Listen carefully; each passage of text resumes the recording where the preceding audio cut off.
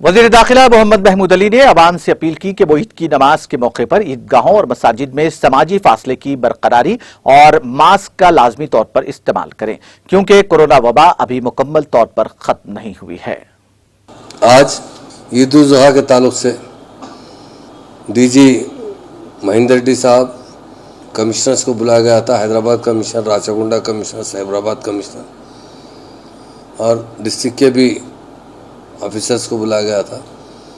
ख़ास तौर से बकरीद की जो ईद की नमाज है, ईद उल जुहा नमाज, वो हर आदमी अपनी अपनी मस्जिदों में नमाज़ पढ़ सकता है। ईदगाहों में भी उसका इंतज़ाम किया गया है, ईदगाहों में भी पढ़ सकते हैं, मगर उसके लिए कंपलसरी लगाया गया कि मास्क कंपलसरी लगाना ज़रूरी है।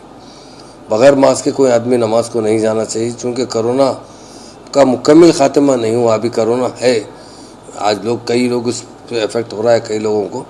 तो जितना हो सके मैं तमाम भाइयों से गुजारिश करता हूँ कि एहतियात बरतीजिए और 100% आपको मास्क लगाना कंपलसरी है। जहाँ जो लोग ईदगाह में इंतज़ाम करना चाहते हैं, ज़रूर ईदगाह में भी नमाज़ पढ़ सकते हैं और मस्जिदों में भी नमाज़ पढ़ सकते हैं। उसका मुकम्मल हुकूमत की तरफ से इंतज़ाम किया गया है और मास्क लगाकर ही नमाज़ पढ़िए और मास्क का एहतमाम ज़रूर कीजिए। नाज़रीन, हमारे टीटीवी न्यूज़ को सब्सक्राइब करिए, बेल आइकॉन को प्रेस करिए, शेयर करिए और लाइक करना ना भूलें। और किसी एडवर्टाइजमेंट से मुताल्लिक़ जानकारी के लिए हमारे इस नंबर पर कांटेक्ट कीजिए। हमारा नंबर है 9550102020।